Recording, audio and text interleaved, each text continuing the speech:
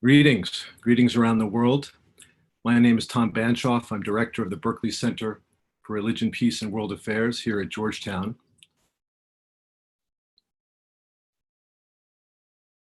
And I'm delighted on behalf of our center community to welcome you all to this online dialogue on the topic after September 11th, the next 20 years. 10 days ago now, as many of you know, we had an online forum here at the center, an opportunity for many of our scholars to share their reflections, their personal reflections about September 11th, but also their thoughts about the significance of the anniversary, what we've learned for the United States and for the world, and for our work at the center at the intersection of religion, peace, and world affairs. Today, we thought we'd do something a little bit different under the impact of the anniversary, the moving commemorations, all of the input that we've read, the outpouring of commentary in the global media. We thought we'd take this opportunity to look forward to the next 20 years and engage in conversation with one another and with you all around the world about the challenges that lie ahead. Specifically, we want to think a little bit about the themes that have been so central to the work of the center, the role of religion in our communities, local, national, and global, and the intersection of religion, peace, and violence. Now, before I turn it over to my colleague, Paul Elie, who will be organizing the conversation, I thought I'd share a few thoughts of my own.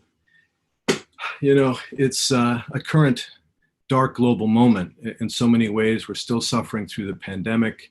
We see the crisis of democracy, the rise of autocracy around the world, the long-term threat, not so long-term it seems, of climate change, the victory of the Taliban in Afghanistan. It's easy to be quite pessimistic at this global moment, but I do see some cause for hope as we look forward, especially as you think about the religious dimension of world affairs. I think one of the remarkable long-term impacts of September 11th has been the mobilization of religious communities around global issues, not just violence and issues of peace, but broader global agendas such as health, the environment, and climate change, migration. I think, for example, of Pope Francis and his mobilization, together with other religious leaders around COVID-19, for example, the migration issue, and of course, broader issues of climate change and the environment that have been so central to his papacy.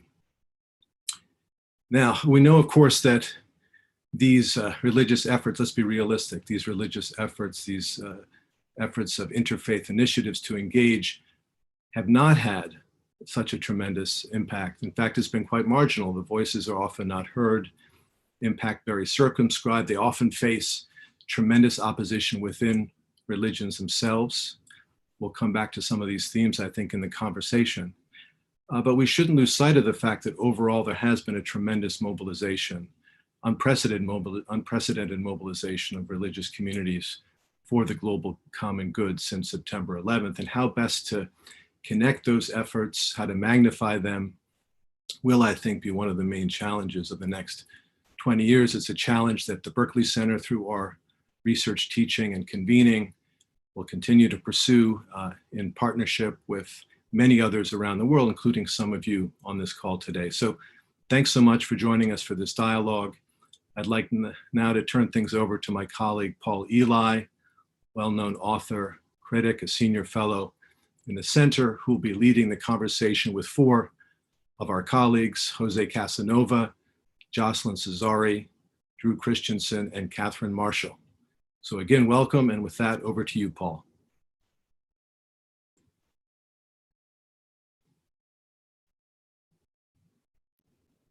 Thank you very much, Tom, and thanks also to Michael Kessler, the Managing Director of the Berkley Center, and to Ruth Gopin, who helped organize this event.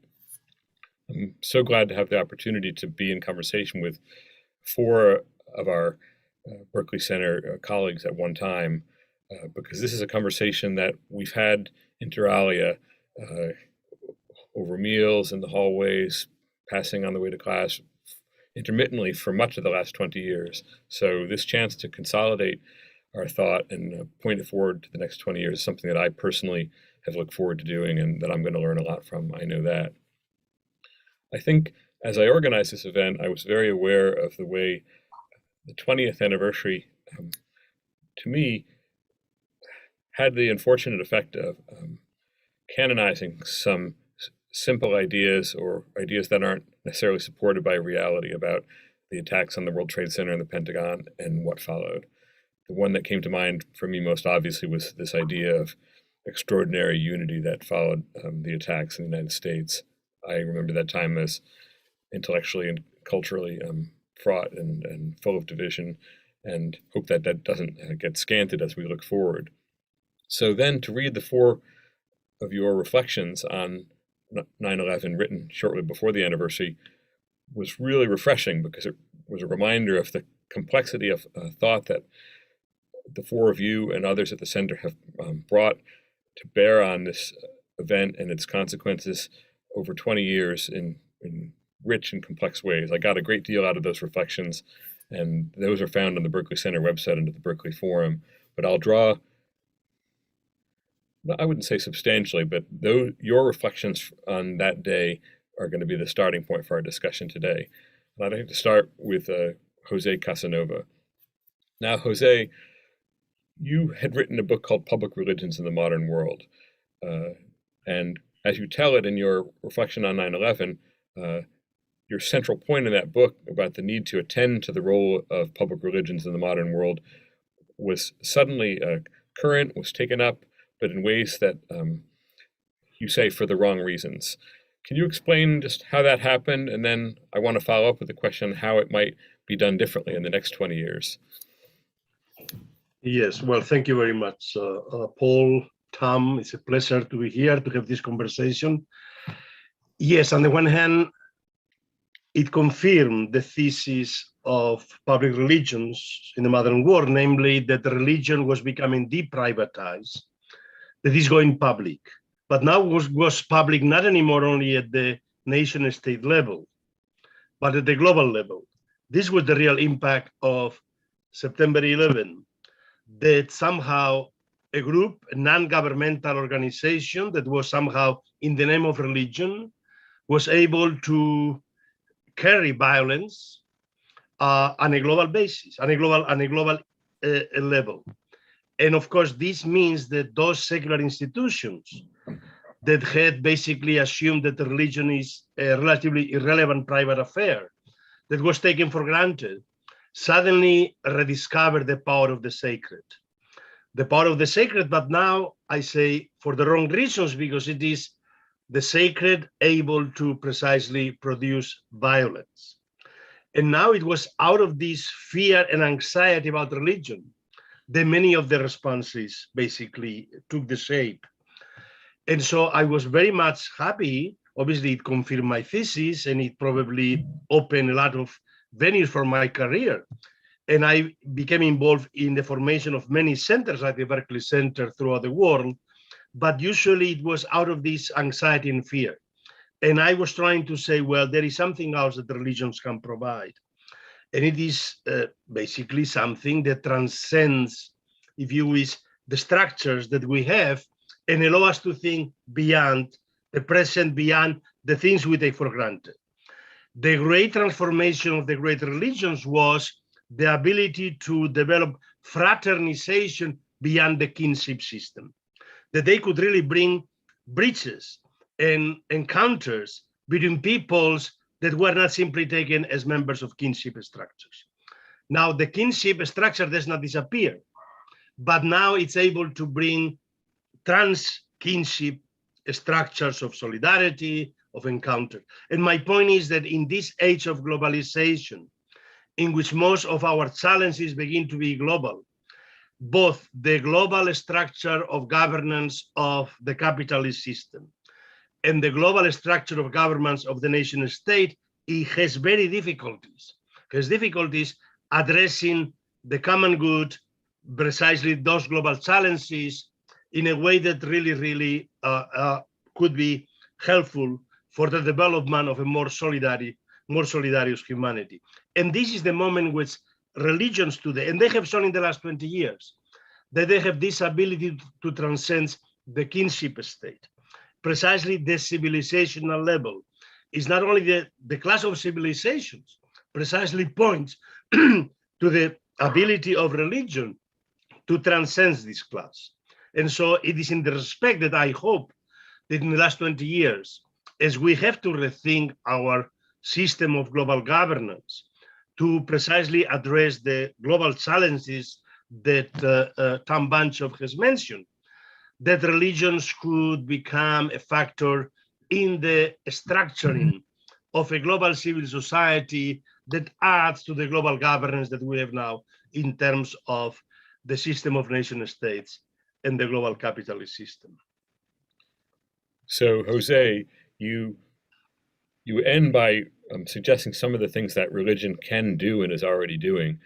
But let's turn back to the way religion is apprehended. From indifference or diminishing of religion that led you to write Public Religions in the Modern World, to suddenly a fear of religion or anxiety about religion.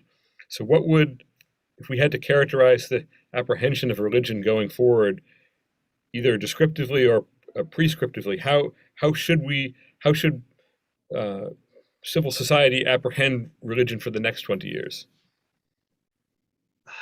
Well, it should apprehend, it's not a question of how civil society should apprehend religion, but how religious groups, individuals which are motivated by religion, are able to gain the courage to form structures of solidarity, social movements, non-governmental organizations that precisely transcend those national structures that we've seen is the near response to even the global health pandemic, was the reinforcement of national borders. That religious movements, religious groups, religious institutions show this ability. We don't know whether it will be possible, but I hope, because for me, not only in terms of my own convictions, but in terms of sociologically looking at global history, religions have played throughout global history precisely this role. So when you talk about the role that religions would play in the reshaping of global governance, you mean, just as a for example, the fact that, say, the Catholic Church is transnational, and when Pope Francis speaks about the need for people to take the vaccine, that's a message that goes to many countries which have different national approaches to the issue.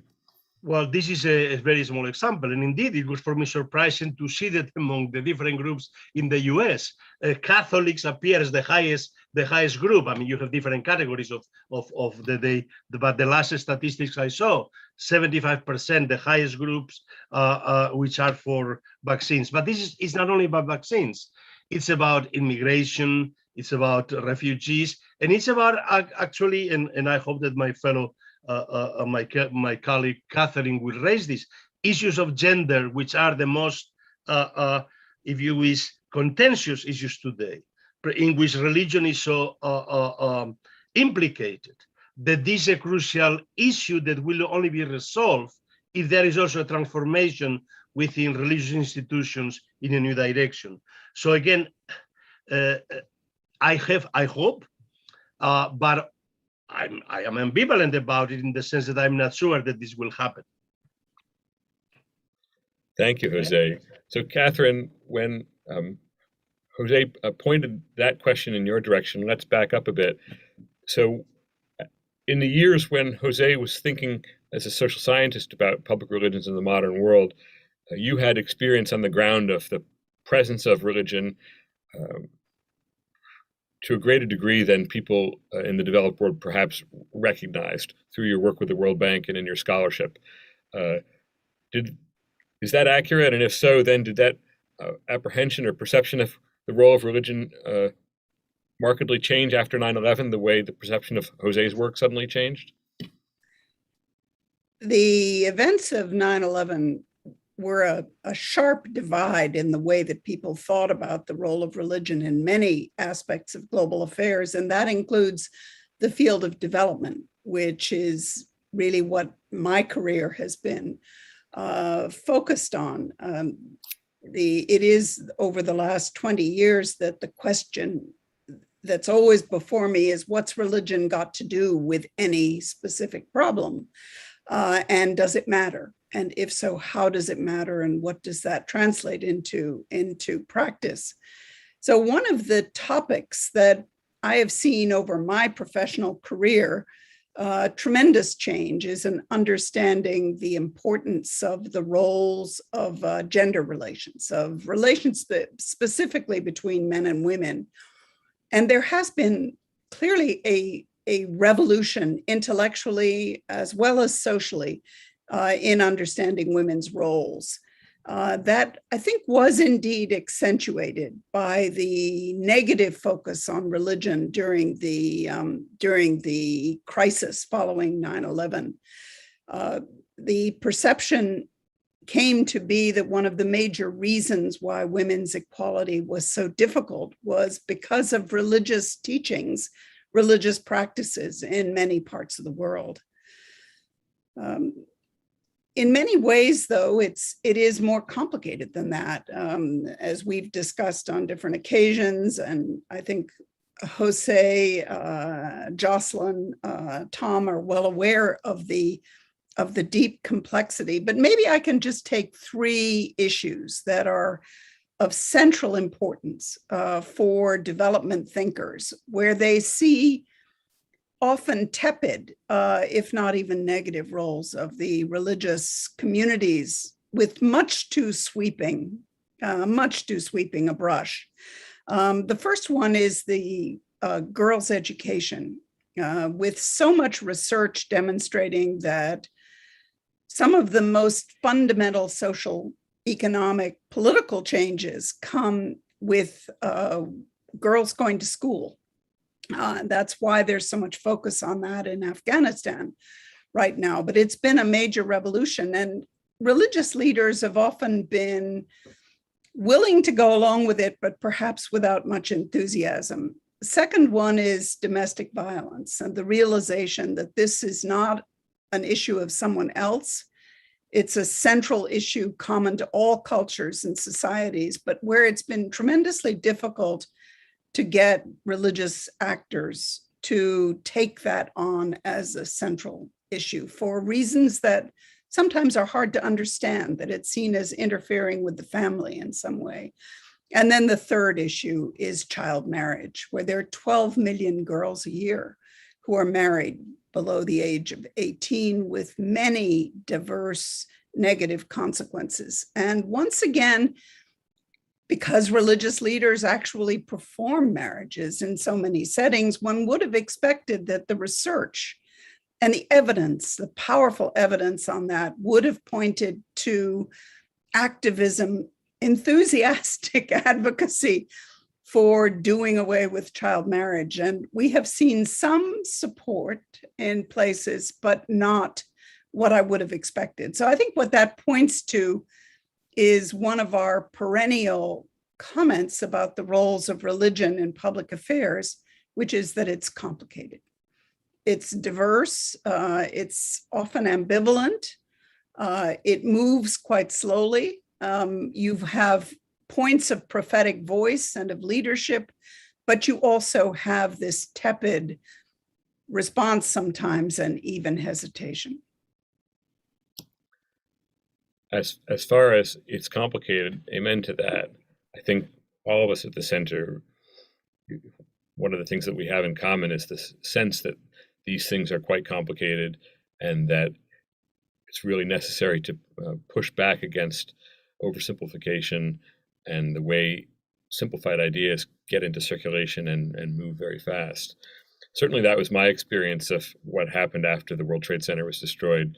Suddenly, the awareness of the extent to which religion permeates societies globally, the variety of religious expression, the outsized role of religion in things like education and in something like domestic violence in the way that you suggest, that goes far beyond a kind of God is dead campus thesis from the 60s and makes you realize that even if you think God is dead on campus, God is alive for tens of millions of people in many countries, and it goes right down into their lives. Do you think that over 20 years, did you just almost on a simple journalistic level, did you see the presence of religion growing more intense or less intense, or just kind of carrying along the way it had been over the 20 years since 2001 in the area in which you work? I think we're talking both about perceptions and about practice. In terms of perception, it's very clear that there's a much more interest in the roles of religion that, unfortunately, as Jose was suggesting, focused on its role in inciting violence and divisions more than on the hoped for prophetic voice of that you were referring to, of common interest and common concern. We've also, though, seen really almost an explosion of interest, institutional, academic, personal, of many leaders. And when I say that my focus is on what's religion got to do with energy supply, with climate, with girls' education, et cetera, the answer is often, that's very interesting. That's something I had not really thought about. It was because what we had dealt with before was, I would say, a willful blindness, an absence of religious materials, even in libraries, that it was simply not on the curriculum, even of a university like Georgetown in its international development programs and conflict resolution. So I think that barrier is behind us, but we're still groping for meaningful ways of what we call strategic religious engagement that really looks both at the diversity of religious contributions and their dynamism, as well as simply taking them out from the shadows. Thank you. I'm going to circle back to you with a question of what that kind of religious engagement would look like, say, in 2041, another 20 years from now. But something that you said reminded me of a distinction that is set out very clearly in Jocelyne's reflection, Joselyne Cesari, about the anniversary published on the Berkeley Forum. Jocelyne, you distinguished between the role of religious teaching and the role of religious belonging, and suggested that insufficient awareness of the way these things are related is one of the things that led to a lot of misperceptions about religion after 9/11. Have I characterized your point accurately? And if so, can you expand on it a bit? Yes, thank you, Paul. The piece I wrote was really to show a discrepancy in the sense that the scholarship in the last 20 years has made a deliberate effort to debunk the clash of civilization. And you have now data that shows that there is no real clashes between civilizations, that the most intense conflicts happen within civilizations. And the scholars of politics would now look at religion. Nobody would say that it doesn't matter. But there are a few issues that remain. The first one is that I think the clash is still very much alive empirically among people, because it is very easy to mobilize, to make sense of the environment in which we live. You know, when you are attacked in the West in the name of Islam, people indeed read it as a clash of civilization, noting also that the actors themselves read it this way. I always cite this anecdote, but Huntington at the end of his life was pretty much taken aback when he learned that Al-Qaeda was a big fan of his book. the leaders of Al-Qaeda were a big fan of his book. So, you know, that it goes both ways. So it's very much empirically alive, despite the fact that as scholars and as data show, it's not really validated. So the gap has to be addressed at some point. But beyond that, even if we don't believe in the clash of civilization and we think it's wrong, there are still a few flaws that we all share. The first one is really to look at Islam, to understand the role of religion in international politics. And I think it does have a lot of biases with it. including like the fact that maybe Islam is the only religion that has a sense internationally. If we don't do more comparison, and that's what the Berkley Center is a unique place in this sense, if we don't look across other religious tradition, it remains a big issue. The second is indeed the fact that we are interested in religion when it comes to conflicts, while we also know that religions are part of different kinds of social action, civil actions, that in some areas, even the religious communities replace the states that are not able to provide welfare, for example. We always see Hezbollah as a jihadi terrorist group. Hezbollah has legitimacy because it provides in the south of Lebanon services that the Lebanese state cannot provide. And it does even serve the Christians in the area. So nobody sees that. You see that that's a kind of multiple facets of religion that we do not take into account. The fact also, and then we have tons of data showing that the most observant practitioners of their tradition are the less violent or the more eager to criticize violence. And that's the gap here, even in the US. If you look at who is ready to act violently about religion are not the one who are the most pious in their own tradition. So there is something in there that we have also to look into more in more detail. And the third point is indeed that the beliefs, the doctrine are not the first triggers of political action, either violent or not. And that what is at stake is identification to communities. And that's something that the Western scholarship doesn't address, because we have all been educated in the fact that religion is an individual feature, while most of the significant roles of religion politically have to do with the sense of community. And I think this is something we are missing here in the way we look at religion. In other words, the religion is not a collective of religious individuals. It's something else. It is about the building of not only an identity, but a way to live together. And that's the most important way to look at religion today, or for the next 20 years, I would say. So, and I'm sure I'm simplifying to a certain degree, Huntington's idea came out of the Clash of Civilizations in 92, 93. Just when scholars were showing its limitations, it was then enshrined in the popular and political imagination.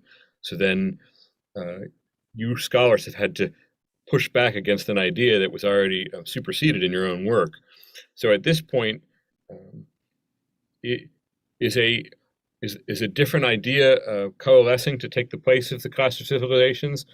Do we have a macro idea of religion in society that can displace that one for the next 20 years, or are we working with lots of different theories that you scholars have to fit together? It's an interesting question. I think we are, as lots of people, we are the stories we tell. And even in our scholarship, we have deep down ingrained the idea that the secular narrative is the only one that can provide meaning for the collective.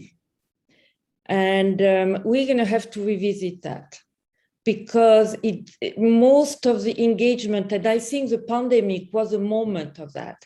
Religions were important to people, not because they were catering to their spiritual or faith, the enduring use of the term of faith that return to the person, to the intimacy of the belief. This is one aspect. The second aspect is I am part of a community that makes sense. And the nation has provided this meaning for everybody, including religious people. It is about time to revisit the secular narrative, to make room for people who also have a sense of community that is not only based on the nation. And here there is a lot of work to do on the public space. and the fact that not only the religious voices should be heard, but the role of religion in building this sense of social contract. Without leaning or going to intolerance or excommunication. There are two ways of looking at religions, and you can find example in both, open or closed. So what we are seeing most of the time, and that's the secular narrative, is that religions are closed. There are people in each of these traditions that are trying to open. When are we going to make room for that? I'm not even talking about the politicians who are not even there, but even in the way that we scholars look at religions. That would be my response to you, looking at the open mindset of religious actors, including the religious leaders, but not only. We're talking about women. What happened in the pandemic is that the visibility of women in also building this sense of community, or young people, that would be attractive to lots of the young people that we see now as the nuns, but they are in need of building this community as well. They want to be part of that. Thank you. What I hear you saying, and I hear some points of contact between your work and José's, and that religion is not easily assimilable to the secular narrative. It offers an alternative structure to the structures, to the social imaginaries that dominate so many people's lives, and to actual worldly structures such as those of global governance. But then certain ideas of religion are enshrined within those structures in ways that makes it difficult for us to understand things. Drew has addressed this both in his reflection for the anniversary and in an article he recently wrote for La Civiltà Católica. Drew, you suggest that scholars and institutions aren't sufficiently able to grasp a certain distinction that you put forward as very important in Afghanistan and elsewhere, the distinction between urban societies and rural and tribal societies. Has that, 20 years on from 9/11, what is the state of that idea that you consider central to our understanding of things? If I characterize it right. Yeah, I think you have to characterize it right. I mean, the first point I'd make is that it's an historic pattern. It's not just a recent development. Excuse me if my laryngitis gets the better of me here. But, in the early centuries of Christianity, Christianity in North Africa was affected by divisions between the provincials on the and then the Berbers on one side, and the metropolitan Romans in North Africa on the other. In church history, it's I think pretty well understood that many of the early heresies were social protests by people living on the margins of that kind of world, and that you can see that pattern again and again in the Middle Ages. It's also affected Islam. I mean, the convivencia that could be romanticized in Andalus was an effective place where Christians and Muslims and Jews could live together, but then they were overcome again and again by successive waves of Berbers from North Africa with a more radical religion than the previous wave. And so gradually, before the Spanish monarchy brought them down, they had been greatly weakened by their attacks from their Muslim brothers. So I think we shouldn't be surprised that this pattern reoccurs in our own time. I think that it still exists. I think there's evidence now that just the hints of evidence that the U.S. may be getting, in this case, the government is getting a different perception of this, and that the CIA got the release of Baradar from jail in Pakistan, and then has been in dialogue with him as the number 2 in Kabul, that there's a sense that, well, you can actually deal with these people to some extent. I still think the fundamental problem exists, and that is that you have tribal warrior cultures on the margins of metropolitan societies that really, when they feel threatened in one way or another, will threaten with violence, and we need to deal with that. I don't think that reaction has to be military. I think Doug Johnston from the Institute for International Religion and International Diplomacy really worked very effectively for a number of years before the surge in Afghanistan with the teachers from the madrasas, and worked with as many as 4,500 madrasa teachers to create some kind of understanding of the West and of non-Muslim society. So I think it can be done, but I think we have to face the reality when there is this level of distance between these tribal societies and our own, that to some extent the reaction has to be policing as well. And I think it's wrong to think of the U.S. as the world's policeman. This has to be international policing, and there the U.S. can do things in terms of logistics and reconnaissance and things, but I think otherwise it should be international with the lead for local people. So, hearing you set it out the way you just did, I was led to wonder whether framing things the way you frame them actually would serve to reduce the attention to religion, or the responsibility that religion is seen as bearing in global conflict. So should we understand the attack on the World Trade Center as not the attack of Islamic extremists, but as the attack of some tribesmen against a particularly potent symbol of urban life?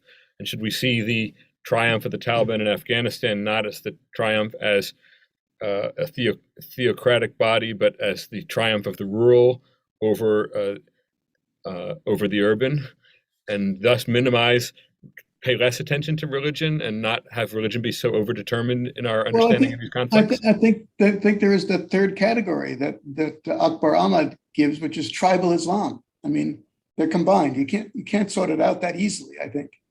But I would say that if you look at 9/11, all but one of the hijackers was from one Yemeni tribe, and so there were tribal connections there that were very important that we haven't paid attention to. We've tended to make it look as religious, and not looked enough at the social underpinning of that particular event. I guess then the question for you, and I get for anybody as we open the things to discussion, is right now the lingua franca of daily journalism is to refer to the divisions in the United States as tribal, and that it's not principled white evangelical Christians versus principled secularists in the cities, but there's a white tribe fighting to hold its territory and a different tribe that sees the city as territory. I mean, is that kind of facile journalism speak, or does that somehow legitimately derive from the idea that you're putting forward here? I think there's an analogy. I wouldn't say that it holds firmly, but I think there is somewhat of that same kind of tension between the coastal cities and the hinterlands, and the culture of the hinterlands and the major metropoles. I think that does exist.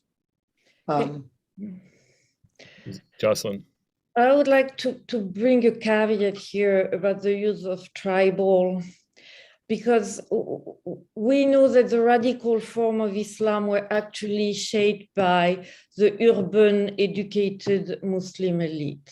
So the leadership is not tribal.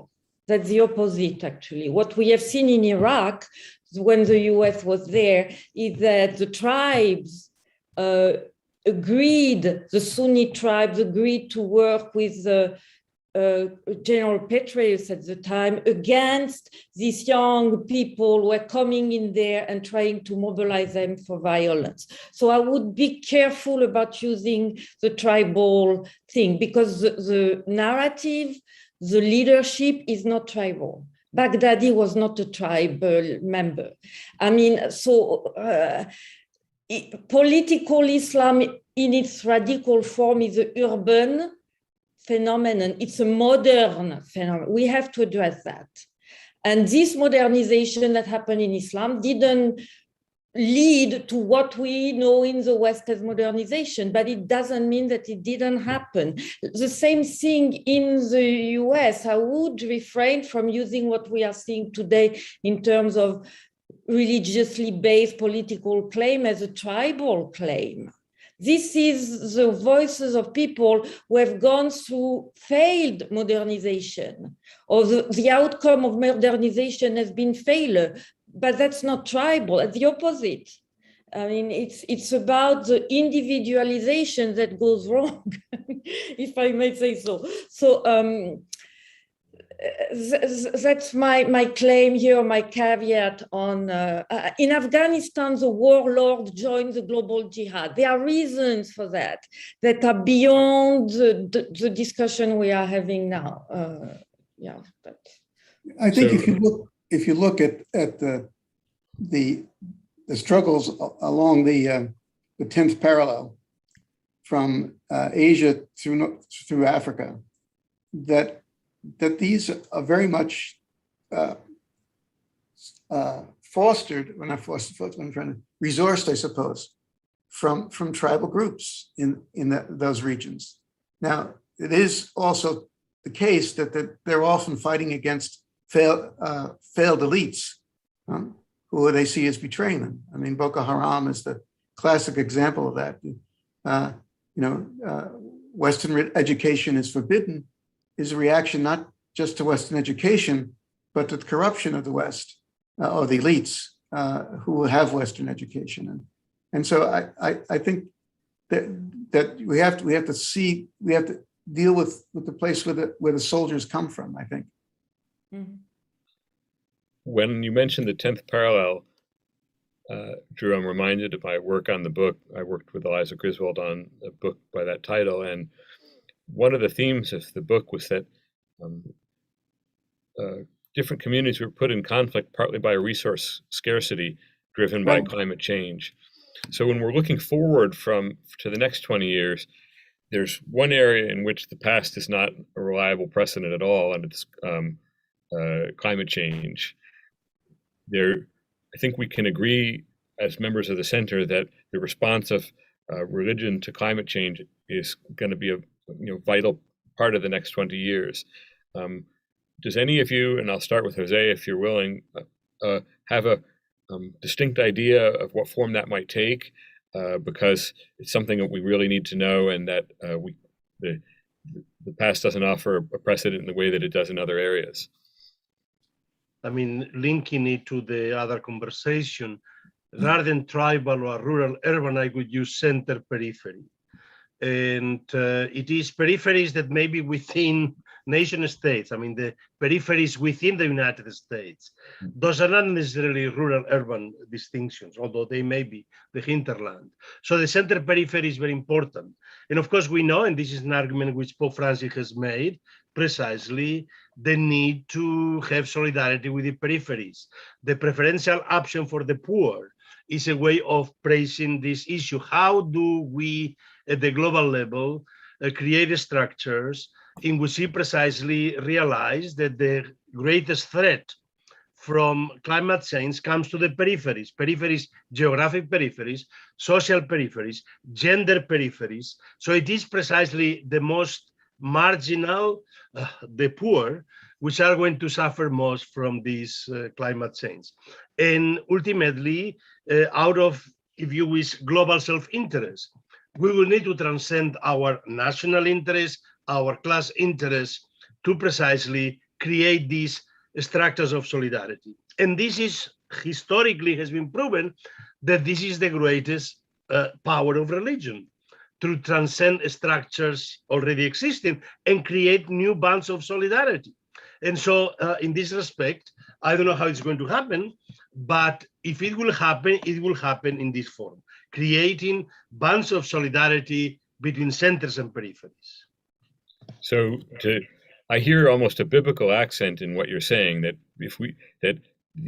let's say the Christian response to climate change is, one, we're all connected. The human family is one. We have obligations to one another that transcend nation and so forth. And two, we have a special obligation to pay attention to what's happening on the periphery, where in this case, the effects of climate change are going to be felt first and most keenly. Is that right? Yes, but the public health issue of the pandemic has made this even more clearly. We only attend to the health needs of the centers. We are not going to solve the pandemic, because the periphery is going to constantly recreate the pandemics. So it's a question of in our global structure, we are more and more so interlinked, so intertwined, that the ability to create, if you wish, to extract ourselves from the periphery is problematic. On the other hand, and I think this is also the prophetic voice of Pope Francis. In the old Marxist critique of capitalism, capitalism was bad because it exploited the workers. The problem of today's capitalism is not that it exploits the workers. It is that it is indifferent. It leaves half of the population of the world out of the system. They are not needed. And so they are the discarded. And so we have to create structures so that these discarded people, which the capitalist system will not in any way solve, and national structures will only for the discarded within its own boundaries. In the structure of nations and capitalism, the welfare system was the way of compensating for the inequalities created by the system.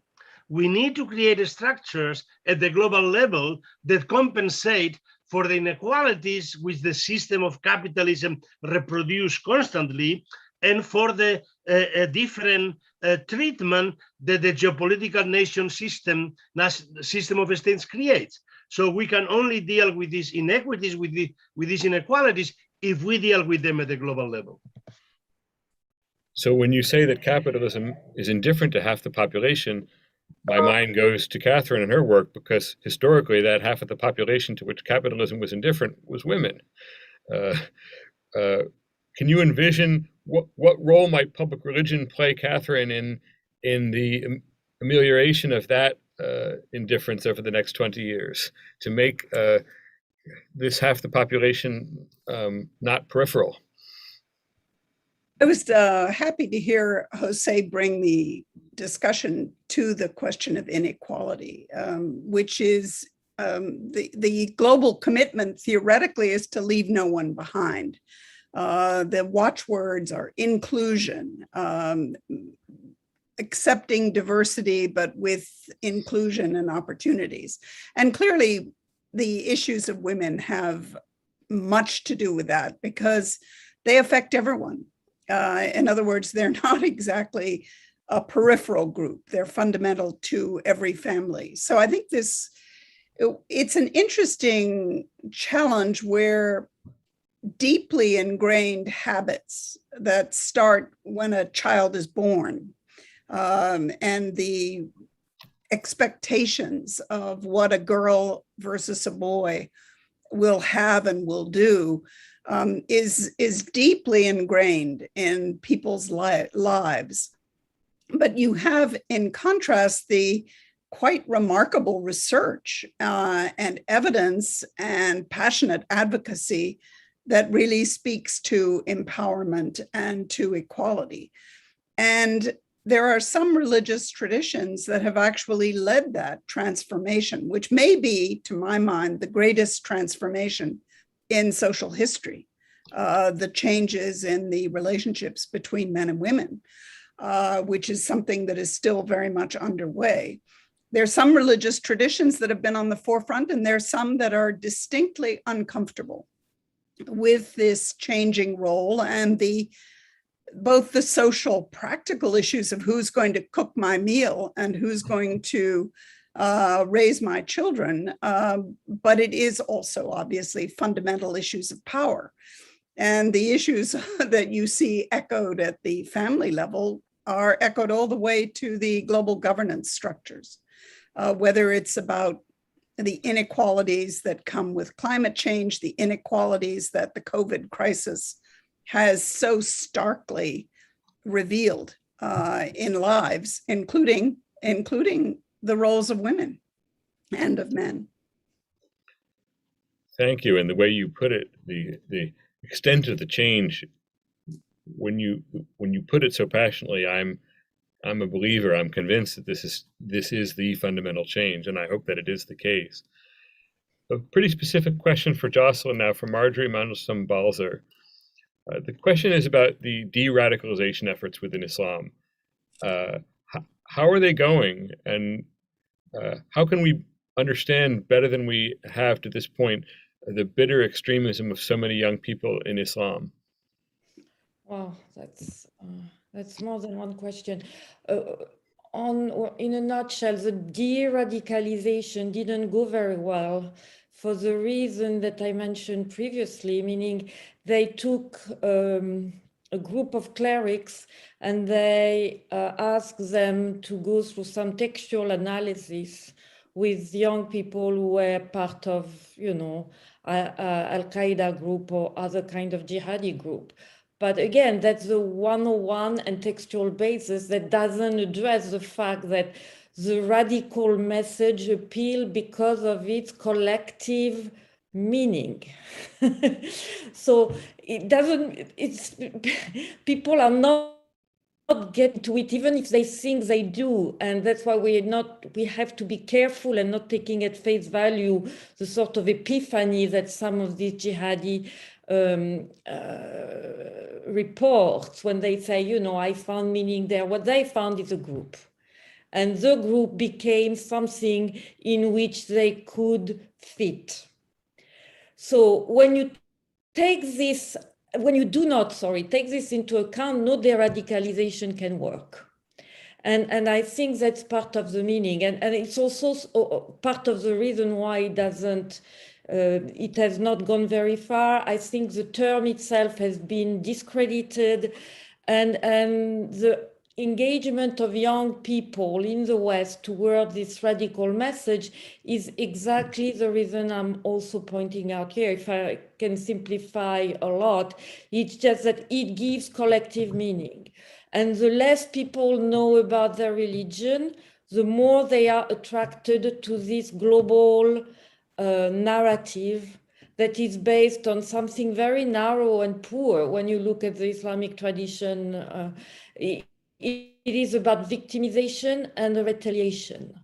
And this can work a lot for people who live in context where Islam is seen as uncivic, especially in Europe. But that's not the whole tradition. But when you do not know about it, it does appeal. And that's why I've seen a lot of the foot soldiers of this jihadi group coming from the West are converts to Islam. And they didn't convert in the traditional way, learning with the sheikh. They converted through this radical narrative.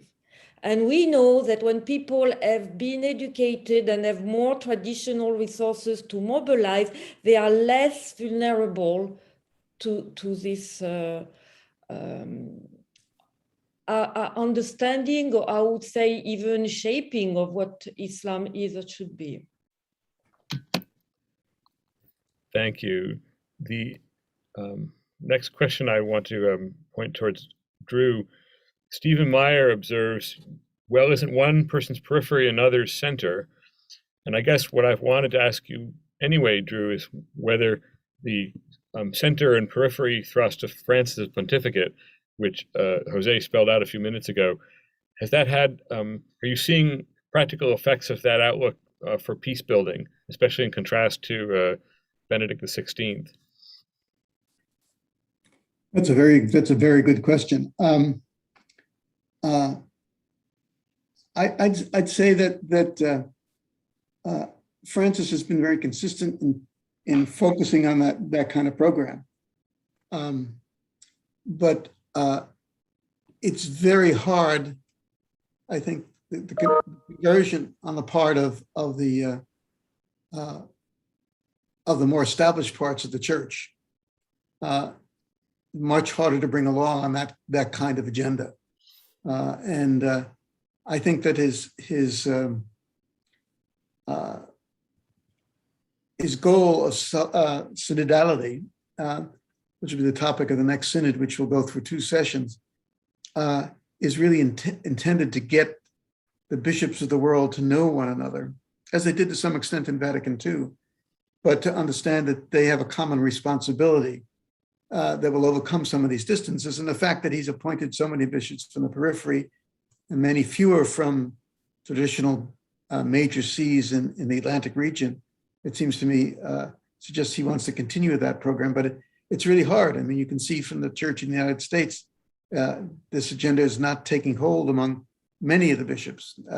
Some of the leading cardinals, yes, but others are very resistant to it. So I don't see it as moving along so well. And I underscore what Jocelyne said. I work with some people who are involved in talking to people interested in ISIS, and they had discovered that ISIS stopped talking to inquirers as soon as they knew something about Islam. They just dropped them, you know. So, but they would talk with kind of disenchanted young people, confused young people, all day long, because they were their target group. These kind of people who didn't fit in, and that was their target group. Mm. But as to the periphery in the church, I think that's going to take a lot of building. I don't think we're there yet. I'm very happy to see that Francis is persistent on his agenda. I know, just from my layperson's sense of things, that it can be argued that the openings of the Second Vatican Council for a different way of relating among religions have only borne fruit 50 and 60 years later, and these things take time. But if anyone has a distinct vision of what religion's contribution is going to look like 20 years from now, I would love to know it. If Katherine, say on the issue of women, is there a concrete project or approach or initiative that you can imagine where you could say 20 years on, see that this really did happen?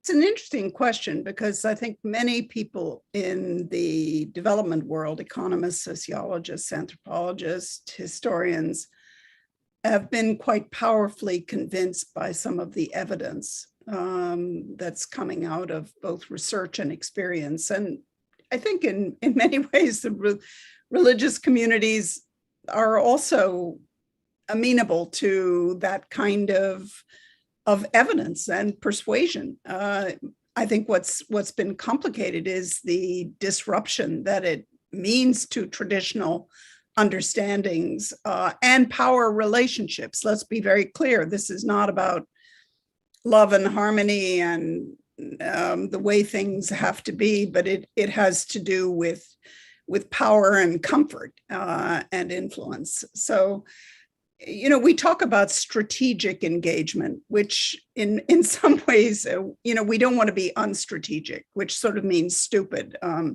and maybe scattered, unsystematic. But I think what we are looking for is, and we have faith in the intelligence and the multifaceted approaches that are part of the human condition, so that, yes, I do have faith that the religious communities sometimes slowly and reluctantly, but sometimes even with blinding moments of insight, are moving forward on what, to me, I agree, is such a fundamental issue that benefits people in so many ways. I mean, one of my favorite examples is that a child's head size is related to the level of education of the mother, because education is so much related to understandings of nutrition and health. So there's so many other examples, but I think that it is fundamental, but it is also a profound change in the way people relate from the time they wake up until the time they go to sleep. We're over time, and so I'm going to let that be the last word. The fact that you have hope that religious institutions have a significant contribution to make for the next 20 years. And let's hope that if we're doing an anniversary event down the road, it's not marking a terrorist attack, but a significant positive achievement in which religion played a role. Thank you so much, Katherine Marshall, José Casanova, Jocelyne Cesari, Father Drew Christiansen. Thanks again to Tom Banchoff, the director of the center. And thanks to all of you who have joined this event. It's been a real privilege to lead the conversation with and for all of you. Thank you very much and have a great day. Thank you all.